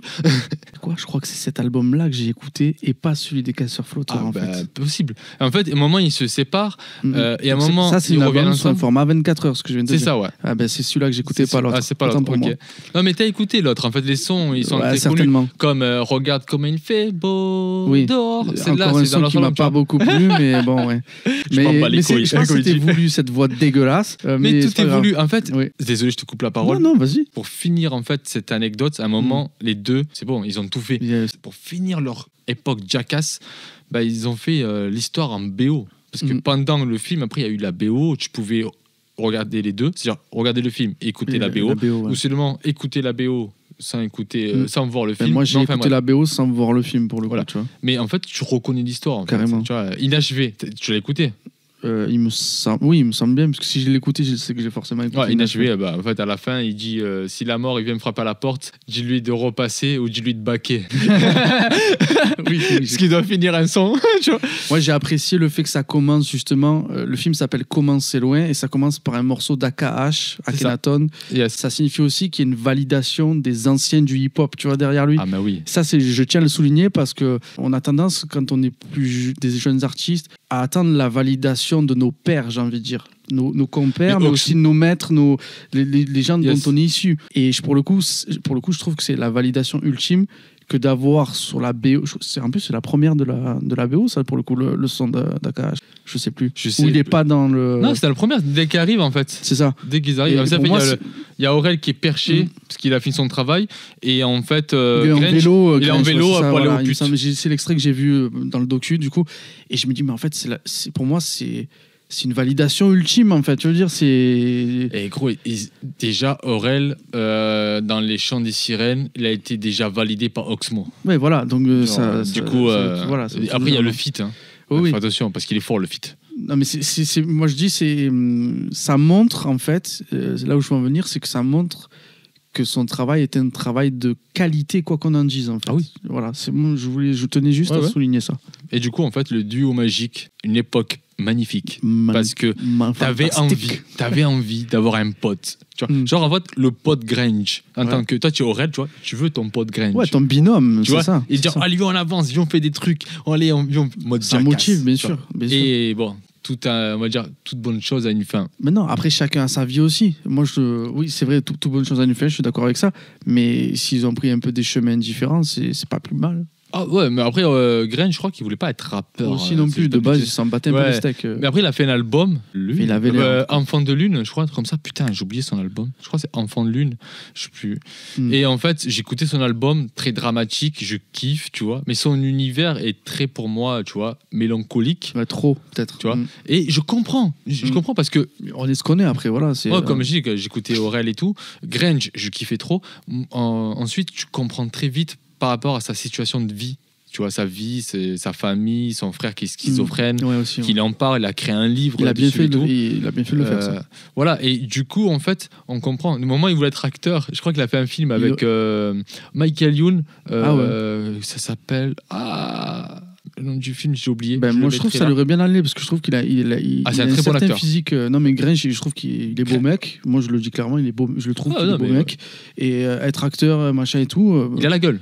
Il a la gueule, voilà. Et ça, je veux dans dire. tous ces clips de Grinch, ça, là, on parle de Grinch parce qu'il y avait Grinch et Aurel, mais dans tous ces clips de Grinch, putain, qu'est-ce que c'est un bon acteur. Le gars, il a un truc de fou. Je trouve un peu dommage qu'il ne se pousse pas il là-dedans. force pas dessus, ouais. Ouais, Il a un certain charisme naturel qui il pourrait. Mais tu vois. il peut. Ouais. Mais vraiment, il peut. Après, faut qu'il moi, je le sens fait, que. fallait qu'il le veuille, je sais pas. Mais frère, c'est un truc. Je pense, on parle de Michael Youn et tout en France. Là, notre époque à nous, c'est Jean Dujardin, Ouais. tu vois. Mais sans exagérer, je pense qu'il pouvait légaliser. Je pense Parce aussi, qu'il est fort. Quand tu regardes ses clips, je sais pas si tu as vu les clips de Grinch. Non. Ah ben, je t'invite à les regarder. Mais j'ai Franchement, regardé, parce que tu vas pas, j'ai pas pas le mal de regretter. devoirs. Hein. Ouais. Tu vas pas le regretter parce qu'en fait, tous ces clips, c'est un film. Ouais, je capte. Voilà, Ouais, c'est ouais. des trucs de fou. Et on va passer, en fait, du coup, on a tout répondu là. Ouais, on a ouais. tout répondu au prochain. Yeah. Parce que là, Aïe, aïe, aïe. tout se termine en 2016. 2017. Aurel nous fait une surprise. Nouvel album. La fête est finie. Yeah. Il revient avec un look complètement différent. Ah ouais. Voilà. Habillé en survêt Umbro. Il nous partage un clip qui s'appelle Basique. Je me suis permis à faire un jeu de mots. Avec un clip basique, avec des punchlines simples, un rythme musical basique et des univers simples. Moi, ça me va. Moi, ce que j'adorais, c'est qu'à cette époque, la rumeur disait que c'était le dernier album d'Aurel. Moi, ce que j'ai ressenti, c'est que dans cet album, La fête est finie, Aurel a énormément mûri dans ses phases. Ouais, Les carrément. titres a été beaucoup plus adulte et responsable. Tu vois. Fini l'époque de Jackass, Orelsan revient avec un album plus réfléchi. Voilà. Ouais. Et je veux appuyer là, tu vois, je veux souligner ça. C'est le seul rappeur qui a fait chanter sa grand-mère dans cet album. Et tu fais bien le souligner d'ailleurs. Parce que j'essaye de faire de mon mieux. Et je m'ennuie quand tout devient sérieux. Alors, le gars, Ouais. c'est un rappeur. Bon, déjà, en gros, on a compris son univers. Il casse les codes. Il vient avec un album beaucoup plus adulte, beaucoup plus réfléchi. La fête est finie. Est-ce que tu l'as écouté? En fait, c'est mon album préféré d'Orelsan. Ah, Déjà, parce que c'est le 3e, premièrement. Deuxièmement, parce que le clip, justement, de Basique, c'est comment dire, tu parlais de nuque tout à l'heure, mais alors celui-là, je crois qu'il m'a mis une uppercut. ouais, Un uppercut, pardon. t'as mis une en claque. plein menton, ça m'a déconnecté le cerveau, tu vois. Pourtant, en effet, quand on écoute le beat, c'est simple et c'est basique. Il n'y a rien de ouf, tu vois. Mais en fait, les punchs qu'il envoie dans ce son, c'est-à-dire qu'il a fait tout ce que j'aimais pas dans La Terre est ronde, là, il a fait tout ce que j'aimais. C'est-à-dire qu'en fait, tu fais un truc qui est dansant, tu fais un truc un peu engagé, on va dire, yes. et tu le fais de façon simple et efficace. Bon, c'est un basique, on a compris, j'allais pas encore la refaire, mais Tu peux tu vois, ouais, non, mais si je peux. Non, mais tu peux histoire de- pas le simple et basique. Ouais, voilà, tu le fais de façon simple et basique. Le seul bémol de ce son, c'est qu'il commence en disant « Vous êtes trop con ». Ah ben merci, je suis en train de t'écouter. Comment te dire ouais, je suis trop con, j'éteins. Tu vois, il y a... Il n'y a pas un mémol. Moi, voilà, j'ai kiffé. mais bon, quand tu connais le personnage, Ah oui. tu le prends pas mal, tu vois, mais ça peut en bloquer plus d'un ou d'une. Enfin, voilà. oui. Et donc voilà, alors déjà, voilà, ce clip, il est juste monstrueux de par sa simplicité, sa simplicité et son efficacité, et son côté basique, je le dis. Fallait le faire, en fait. Fallait le faire, fallait y penser, fallait l'envoyer comme il l'a envoyé. Déjà, voilà. Ensuite, pour cet album, donc je continue, donc La fête est finie. Encore une fois, c'est une histoire qui est racontée de A à Z. Chaque morceau, justement, tu vois, je te parlais des couleurs tout à l'heure de son premier album. Eh ben ça, en fait, chaque couleur, elle est nuancée. Tu vois, c'est ça Ouais, que je vois. j'adore dans cet album. C'est que pour moi, c'est réellement son meilleur parce que c'est sa consécration sur tous les plans. Sur le plan du grand public, sur le plan de toutes les facettes de sa personnalité, on les retrouve dans cet album. Et c'est pas brouillon comme le premier, tu vois, je veux dire, j'ai bien fait de parler de palette de couleurs. Et moi, c'est ce que je ressens à travers cet album. Une espèce d'introspection, de mise à nu de qui il est, d'assumer aussi ses faiblesses qu'on n'a pas dans les deux autres, je trouve. Yeah, ouais. Tu vois, je veux dire, moi, c'est ça que j'ai vraiment ressenti et ça l'a rendu pour moi encore plus mature, encore plus humain en fait, tu veux dire, et encore plus accessible, tu veux dire, encore plus voilà. Chose que j'avais pas sur les deux premiers. Le premier, tu faisais le foufou. Le deuxième, tu te recadrais. Et là, c'est bon. On s'est quitté, on s'est machin et tout. Mon morceau préféré, bien évidemment, c'est La Pluie. Parce que j'adore la pluie. Voilà, Jésus aussi. Donc voilà. Non, tu n'aimes pas la pluie, toi? Non. Menteur. Moi, en fait, là, je commence à voir. J'aime plus. Ah, tu n'aimes plus la pluie? Oh, non, non. attends. Moi, je suis le genre de mec, j'adore. Il y a l'orage, tout le monde rentre chez lui. Non, moi, je vais marcher sous la pluie sans parapluie. J'en ai rien à foutre. Je suis mi-saison. Ouais, tu es mi-fraise, mi-chocolat. Ouais, moi, mi-saison. À la pluie avec. Stromae, justement. Stromae, c'est. Je crois d'ailleurs que c'est lui qui a fait la prod. C'est ça, je crois. Je crois, non, c'est que Stromae. Il n'y a pas Scred à la prod, là, pour le coup. Et il fait le refrain, donc que seulement le refrain, qui est juste toujours autant plus chez moi. Enfin, c'est simple, en fait. Et Angèle nous fera ça un peu plus tard sur Civilisation. Mais en fait, des fois, les mots n'ont pas besoin de rimes et de machin. Et ça, c'est un truc que j'ai appris dans le documentaire. Orelsan ne comprenait pas, en fait. Pour lui, il faut qu'il y ait forcément des rimes. Et des rimes, ouais. Voilà. Et en fait, je trouve que c'est magique parce que voilà, il y en a un qui fait la prod et qui fait le refrain, et l'autre qui est en mode je te raconte pourquoi je kiffe ma vie, ma ville, pardon, et je te raconte pourquoi je kiffe cette putain de pluie, tu vois. Et ce morceau-là, il y a eu La Nuit de Funky Family pour ceux qui connaissent, et il y a La Pluie d'Orelsan. Pour moi, je crois que c'est le morceau que je préfère d'Orelsan. D'accord. Pas parce qu'il y a Stromae. Bon, Stromae, c'est la cerise sur le gâteau, j'ai envie de dire. Mais voilà, c'est mon morceau préféré de toute sa disco. D'accord, ok. Ouais, voilà. Bon, après, moi, c'est toujours. Voilà, moi, j'écoute. Voilà, moi, j'aime tout l'album, bien sûr. Bah, moi aussi. Mais mon petit démon me dit que. Ah, moi, mon préféré, que je kiffe, c'est Défaite familiale. J'en étais sûr. Défaite familiale. Oh, merci, Aurel. Ouais.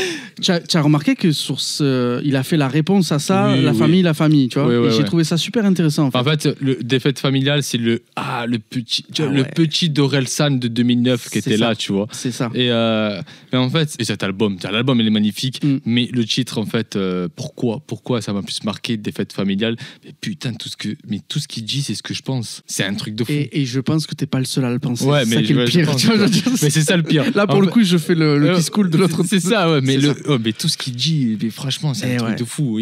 Ah là là, qu'est-ce que je les assiettes en carton, tu imagines? C'est un truc de fou. Non, mais c'est malheureusement, heureusement, je sais pas. C'est criant de vérité parfois. Tu vois, c'est ouf. Après, tout va bien. Après, tout va bien. Ce morceau aussi. C'est après La Pluie. Après, tout va bien. Ouais. Il est écrit, mais tu vois, c'est basique. Et encore, on va jouer sur le mot basique et simple. Je pense que La Fête est finie. Le titre La Fête est finie, ça voulait dire en fait, c'est bon, fini l'époque de Jackass. C'est ça. La fête est finie, tu vois. Ça. Mais je pense que si l'album il se rappelait basique, il y aurait tout un sens. Parce que c'est ce qui a fait que La Fête est finie. Tout le monde pensait que c'était fini, c'est bon. Le dernier album d'Aurel, il est arrivé, il est devenu mature. Ok, il n'y a pas trop de grosses punchlines, tu vois. Mais il attaque fort dans ses titres. San, c'est le premier morceau de l'album. Je trouve là pour le coup, même si c'est, que je disais tout à l'heure, La Pluie, c'est my favorite one. Mais là, en termes de kickage, comme on dit en rap, c'est le meilleur morceau d'Orelsan. Il kick le mieux. Sur ce morceau, il kick trop bien. Il a évolué, hein. Ouais, on sent en termes de flow, je te disais tout à l'heure, c'est dosé, tu vois, c'est d'une telle sorte que tu te dis, en fait, le mec, il y a du génie derrière, tu vois, je veux te dire. Voilà. C'est ça, mais en fait, c'est réfléchi. Oui. C'est énormément réfléchi, en fait. Alors, je pense pas qu'en fait, il le pose. Ça. Non, je pense pas qu'il le pose comme ça.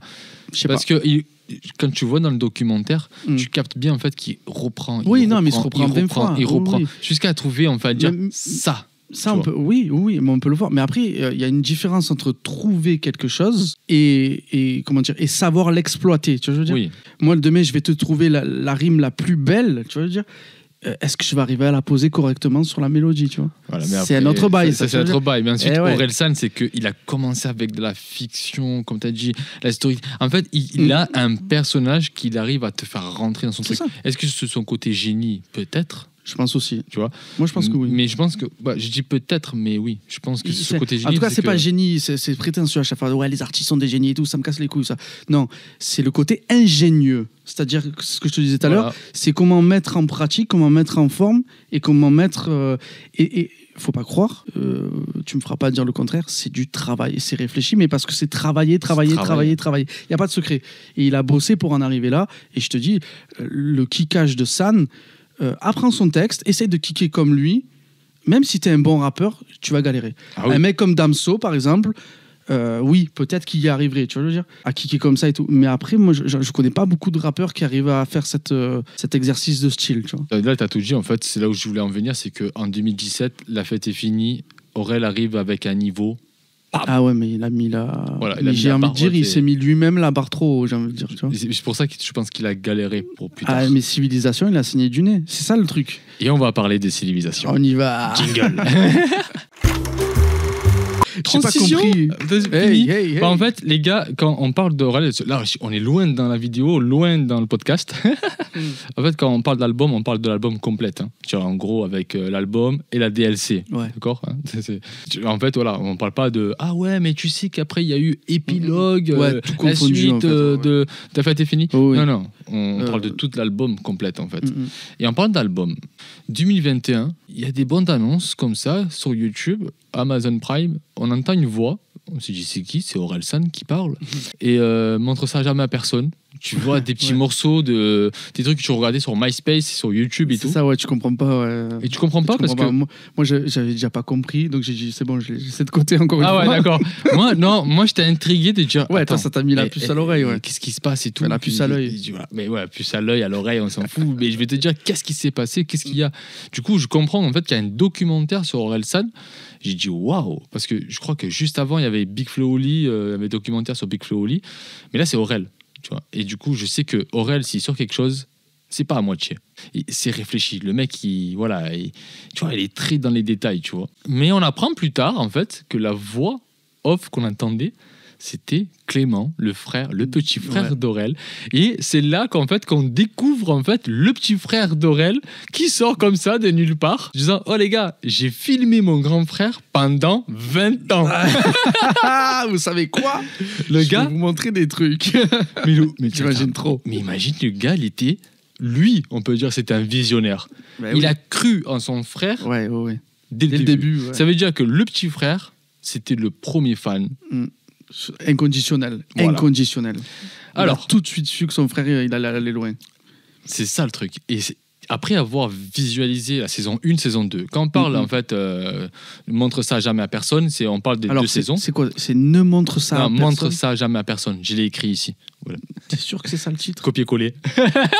Montre ça jamais à personne. Montre jamais ça à personne, plutôt. Montre ça jamais à personne. Non, je t'assure, c'est pas. Enfin, bref, j'ai fait un copier-coller là. Non, mais tu as mal copié, tu as mal collé. Mais bon, on le montrera à personne. Ouais, on montrera à personne. Enfin, bref, vraiment, pour moi, c'est la plus grosse claque de ma life après le film, après tout ce qu'il envoie et tout. Parce que, en fait, en tant qu'artiste, j'ai compris énormément de choses. Et merci, en fait, à ce documentaire, parce que ça m'a permis de me délaisser des gens. Ça m'a permis, en tant qu'artiste, de me dire, ok les gars, qu'est-ce qui se passe? Et en fait, j'ai vu plein de parasites autour de moi, et je fais pchit, pchit, pchit, et j'ai avancé. Ouais, ça te permet de faire le tri sélectif, naturel autour de toi. Méchant, si tu veux évoluer dans ce milieu ou dans d'autres milieux d'ailleurs. C'est méchant ce que je dis, mais en fait, avoir vu ce documentaire, et pas qu'une fois, oui, un fan en fait. Tu l'as regardé 10, je sais pas combien de fois. 30, je regardais des détails. Non mais des détails. Je regardais des détails, des épisodes. J'essayais de comprendre à quel moment aussi et ça. Après, c'est normal qu'il y a des jardins secrets dans le truc, qui est tout à fait normal. Mais moi, je regardais pas vraiment ça. Je voulais pas savoir comment il a percé. Moi, je voulais juste savoir parce que comment. Tu savais déjà. On le sait. Tu as été le moteur de son succès aussi, quelque part, tu vois, comme tous les autres fans. Donc, ça. Mais en tant qu'artiste, c'est le backstage. Voilà, c'est ça le backstage. Le backstage. C'est ça qui est intéressant. Parce que nous, en tant qu'artiste, on sait comment, on va dire, faut percer, tu vois. Mais en fait, en tant que fan et artiste, je voulais savoir, en fait, comme tu as dit toi, le backstage. Comment il a réussi, comment ça tu vois, comme le truc. Et comment il vit ses succès comme ses échecs. C'est ça. Ça, c'est important aussi à voir. Du coup, en fait, je trouve que peut-être c'est méchant ce que je vais te dire, parce que j'ai pas envie d'en parler en fait de ce documentaire. Je vous invite à le regarder. Ouais, c'est mieux. Moi, c'est comme je t'ai dit, c'est. On va pas le refaire, on va pas commenter un truc. Qui est beaucoup de gens ont déjà documenté dedans. Mais en fait, c'est que pour moi, le documentaire, c'était, on va dire, la plus grosse com mais de vraiment la plus grosse com, la plus grosse pub pour son album Civilisation. Truc de fou. C'est après juste ça, il y a eu le clip Million. Parce que l'odeur de l'essence est arrivé, non, est arrivé après. Mec, c'est toi qui as suivi. Est arrivé après, c'était avant que Macron soit réélu et qu'il annonce dans l'odeur de l'essence. Tu vois. Ah, d'accord. Genre, le président emporte la moitié des voix et que les 3/4 n'en voulaient pas. Oui. Et en fait, cette phrase, quand on voit que Macron, tu vois, et quand on voit que Macron il passe, qu'en fait c'était Marine qui devait passer parce que en fait voilà, tout le monde a pété les plombs, genre Aurel a prédit l'avenir. En fait, les gens en fait ils ont fait le clip, l'odeur de l'essence, voilà. Il a été tellement réfléchi, bien écrit. En plus, on le voit dans cet album qui, c'est bon, là, il a bien mûri. Et en fait, ce que je voulais parler, je voulais vraiment parler de ce clip, c'est que il y a tellement de choses dedans que Internet, tous les gens sur Internet, ils ont fait des comparaisons de tout ce qu'il a dit. Genre des années plus tard, genre une année plus tard, ouais, là, il s'est passé ça, il a dit ça, tu vois. Après, le truc, c'est que ce genre de morceau et ce genre de clip, typiquement, tu survoles pas mal de sujets, on va dire en surface, sans trop vraiment rentrer dans le détail du détail. Donc en fait, tu peux t'y retrouver dans beaucoup de choses. C'est ça, ouais. Voilà, et il y a rien de. Enfin, moi, je prends ça avec du recul parce que. Ouais, c'est pas. Voilà. Il a pas prédit. Voilà. Mais c'est parce que c'est vrai en fait. Mais parce qu'en fait, c'est des vérités générales quelque part peut-être qu'il a énoncées et qui sont potentiellement validables ou non, tu vois, je veux dire, et qui en fait se sont réalisées au final. C'est ça. Ouais. Mais ça aurait très bien pu ne pas le faire. Je pense pas parce que encore une fois, c'est quelqu'un de réfléchi et il sait comment il écrit ses textes, comment il les dirige. Mais après, c'est factuel dans le sens aussi, tu vois, quand il dit cette fameuse phrase où il dit si tu as eu 50% des voix, en fait, ça veut dire que 2/3 du pays ne voulaient pas de toi, tu vois, parce qu'il y a l'autre moitié qui étaient contre toi, les 50%, et il y a surtout la moitié dont on parle jamais qui n'ont pas voté. Yes. Mais bon, c'est pas le sujet du podcast. Mais c'est ça, mais tu vois ce que je veux te dire. Mais c'est une vérité. C'est là pour le coup, il a rien fait de dire de plus. C'est un calcul, tu vois. Enfin, tout est calculé, mais même la phrase, je crois que tout le monde s'exprime, personne n'écoute. C'est ça. C'est ça aussi. La plupart du temps. Oui, non, on est là. Mais nous, on s'exprime. Non, mais quand je dis on est là. C'est tendance. Oui, c'est dans la tendance du moment, en effet. On y est, ouais, carrément. On y est dedans. Quand il dit Génération Z, presque la dernière, on y est. Bah alors ça, c'est pas vrai parce qu'il y a la alpha aussi, mais ça sera notre sujet. Presque la dernière. Oui. Voilà, la Génération Z est teubée. Quand il dit cette phrase, qui est pour moi une putain de vérité, quand il parle des Mongols, il s'est fait tacler là-dessus. Ouais, Mongol, le combo de Mongols. En gros, tu prends des Mongols, tu te donnes des armes, appelle ça justice. Ouais, on va pas faire des débats, tu as compris? Ouais. Oui, mais comme là actuellement il y a des grèves, il y a des manifestations parce qu'il y a la retraite. La retraite, ça touche à tout le monde. J'ai l'impression que les Condés, ça leur touche pas. À voir. Voilà. Non mais c'est des trucs. Tu as vu l'histoire que le mec il s'est fait casser les burnes, ils ont ôté une burne et c'était juste un photographe. Pour de bon, ils ont fait ça. Voilà. Oh putain. En fait, c'est amener. Là, j'amène le côté méchant, tu vois. Moi, j'ai envie de dire vivement la fin de la civilisation, de notre civilisation. C'est ça. Civilisation, je pense qu'il parle de notre de notre époque. Alors moi, pour le coup, l'odeur de l'essence, je vous invite à aller voir le clip et vous en ferez vous-même si vous l'avez pas déjà vu, votre propre avis. Donc moi, j'ai bien aimé ce côté un peu où il se fait bousculer par tout le monde, machin et tout. Oui, parce que tout le monde. Voilà, parce qu'en fait, c'est tout ce qu'on prend souvent dans la tête de façon habituelle et on n'a rien demandé en fait, tu veux dire. Il se met un peu dans ce contexte-là et j'aime bien ce mode. Après, il y a un autre morceau qui est un peu dans le même style, qui est pas très loin d'ailleurs, je crois qu'il est juste avant dans l'album, c'est Manifeste. Oui, avec Mickey. Et, tu vois, voilà. Et tu parles justement de manifestations, etc. Et tout. Et j'en reviens encore une fois, là pour le coup, je suis dans la manif avec lui. C'est un truc de fou. C'est un truc de fou. C'est moi qui ouvre les bières à Mickey, tu vois, je veux dire. C'est ça. On y est, tu vois. Et ça, encore une fois, je trouve que ça, je le maintiens, elle est là, c'est sa vraie force. Par contre, moi, sur Civilisation, un truc que j'ai à dire, il faut que je le dise maintenant parce que j'ai trop fait d'éloges depuis le début. Quand il se met moi, faut savoir, j'aime pas sa voix quand il chante, Orelsan. Autant quand il rappe, ça va, mais quand il se met à chanter, j'ai du mal. J'ai énormément de mal. Si c'est auto-tuné, si c'est machin, ça peut passer comme tous les autres, j'ai envie de dire. Vous êtes tous des robots, ça me va. Bébé bois. Ouais, Bébé Bois, par exemple. mais Bébé Cheese. alors, c'est pas dans Bébé Bois où je l'ai le plus ressenti, c'est dans un... Je vais te dire le texte, ça me revient plus, enfin, le morceau. Mais en fait, quand il chante, je trouve sa voix horrible. Et je trouve qu'en fait, autant, tout ce que je dis depuis le début, il est très fort au niveau des textes. Il kick sa race, il a du flow, il est très fort au niveau de raconter des histoires. Il pourrait être scénariste, ce mec, vraiment. Il pourrait faire des gros films, vraiment. Ou des séries entières et tout, je le maintiens. Mais chanteur, non. Je suis désolé. Après, il peut pas être un bon en tout. Hein. Non, mais c'est mon humble avis. Et peut-être que beaucoup diront que je chante pas mieux que lui. Et j'accepterai, tu vois, c'est pas un souci. Mais je sais plus quel morceau c'est. Ou peut-être. Non, Paradis. Non, parce que c'est pas dans. Autant dans Paradis, ça va. Mais là, dans celui-là, il y a un morceau, je sais plus lequel c'est, où il chante beaucoup trop, selon moi. Est-ce que c'est dans la première ou dans la DLC? Je crois que c'est dans la DLC, mais je ne saurais plus dire quelle chanson où vraiment ça m'a... Parce que le son avec Angel... Non, mais c'est elle qui chante, là, pour le coup. Ouais, c'est horrible. Mais j'adore en fait... Mais alors, c'est le seul son que j'aime pas. Ouais, d'Orelsan, parce qu'Angel... Ouais, évidemment. Franchement... Mais le truc, c'est que, en fait, moi, je trouve ça, c'est un tour de force, parce qu'en fait, elle arrive à faire un morceau avec un mot. Oui. C'est voilà. Mais je parle pas d'Angel. Angel, a son truc. Non, mais il chante pas, lui, dedans, il rappe. Oui, mais j'aime pas. Ah, mais ok, je suis d'accord. Et là, je le dis, j'aime pas. Mais parce que pour le coup, tu peux comprendre, je crois que c'est Jour Meilleur, le morceau. Jour Meilleur, moi, j'aime bien.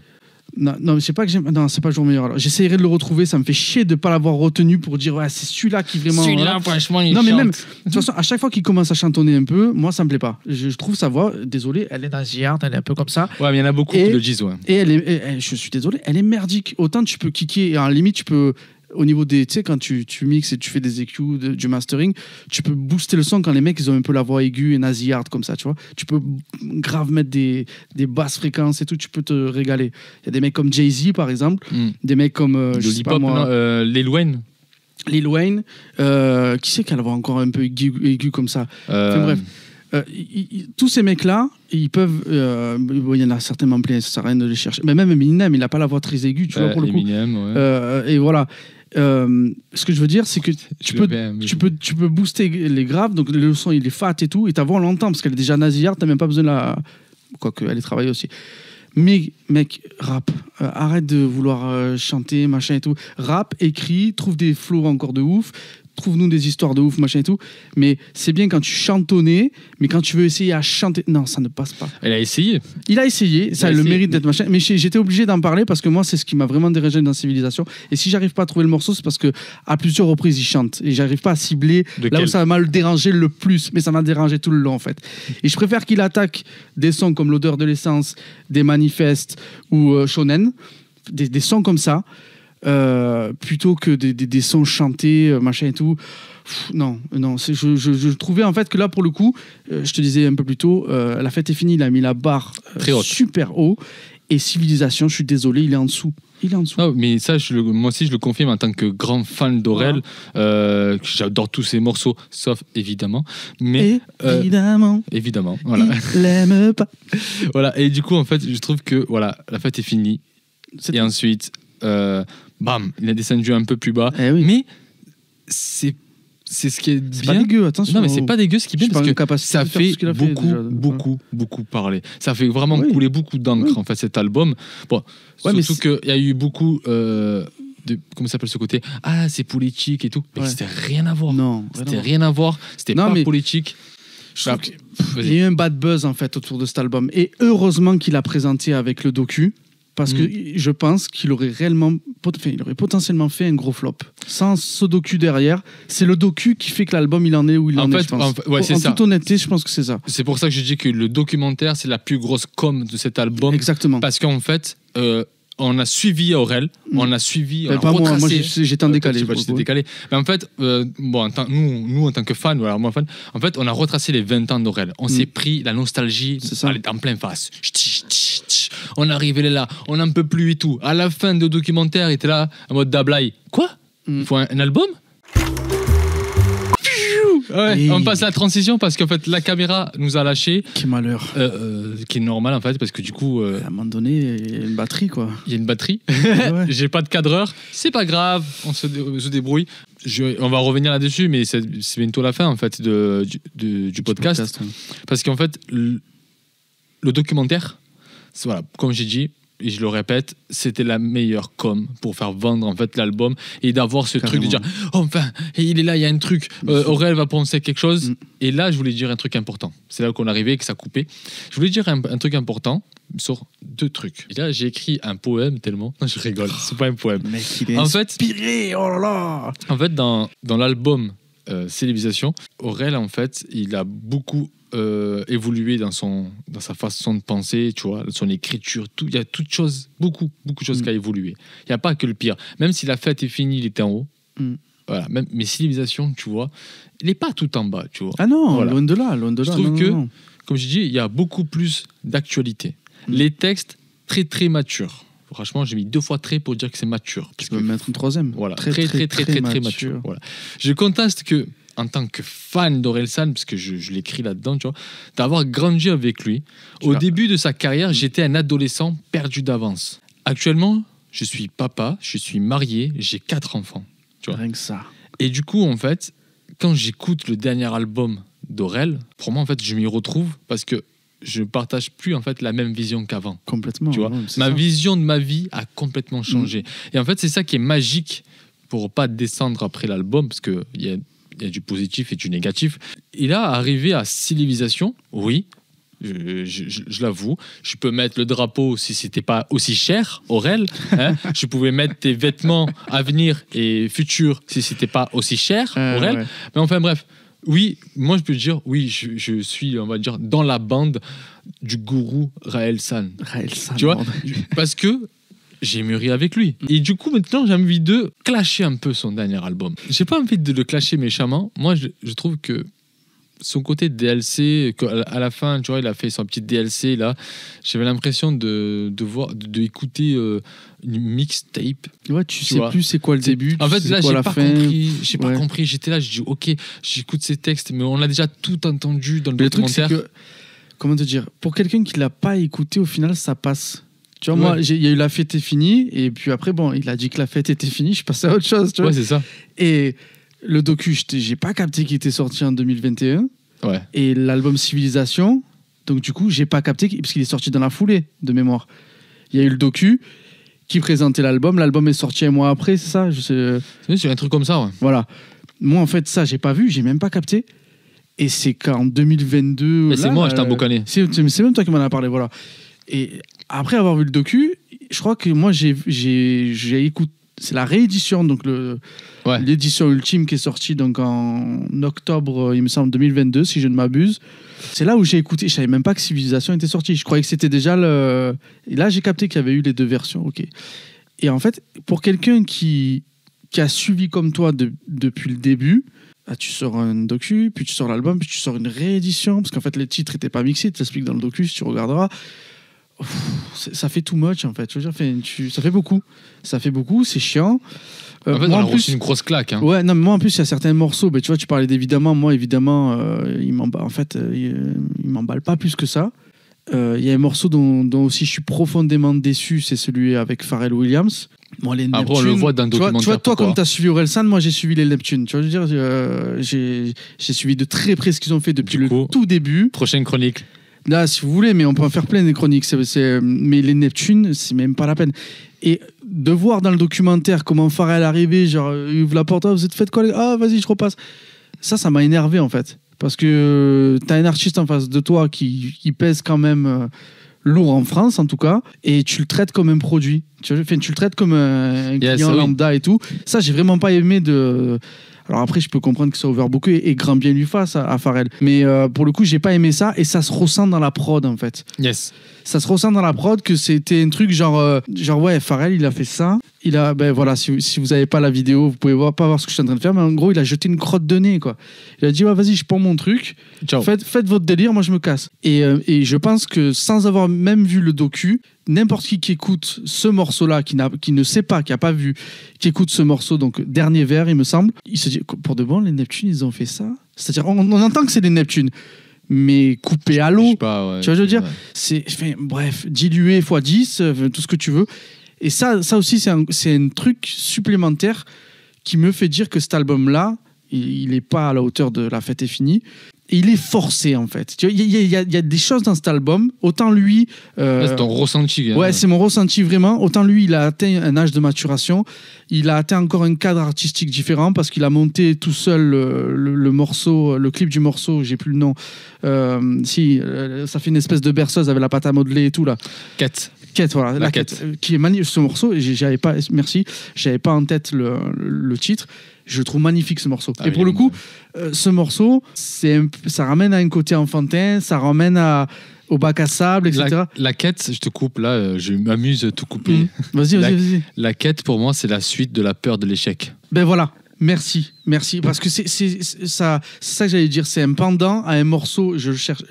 Donc, en gros, ça ramène au premier album, une fois de plus.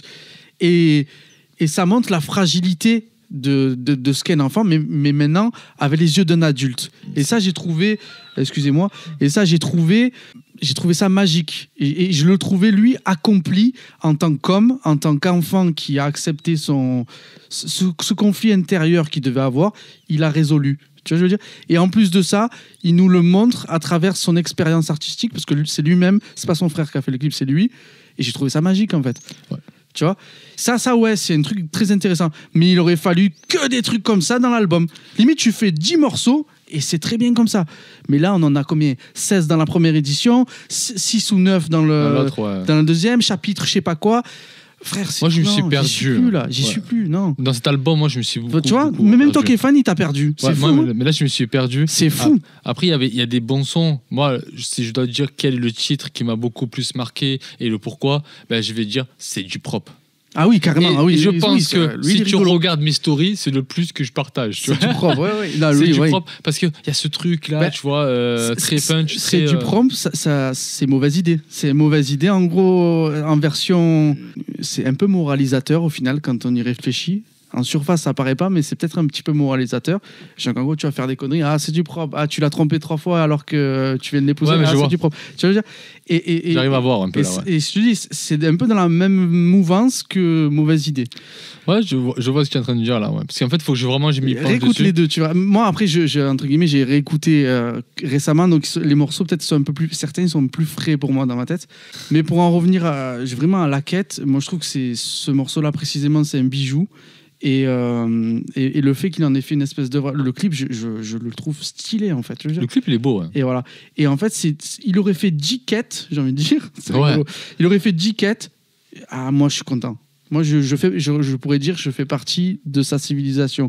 Tu vois, je suis le millier dont il parle. Tu vois. Ouais. Mais là, pour le coup, non, je me sens plus concerné par ce qu'il fait. En fait. D'accord. Bon, moi, je fais partie. Non, mais si tu veux. Voilà. Moi, je fais partie de cette civilisation d'Aurel. Après, comme j'ai dit, l'album, pour moi, j'ai trouvé qu'il était magnifique par rapport à son univers. Ouais. Voilà. Ensuite, c'est malheureux de dire que j'ai dû voir la saison 2 sur Amazon Prime, de Montre ça jamais à personne, pour comprendre le délire de l'album. Genre, en gros, j'avais l'impression que il y a des gens qui n'ont pas compris. Bon, il y a la saison 2. Allez, c'est maintenant qu'il faut l'envoyer pour comprendre l'univers qui voulait avoir une rupture, ainsi et ça. J'ai pas compris. Même là, il était. En fait, lui se comprenait.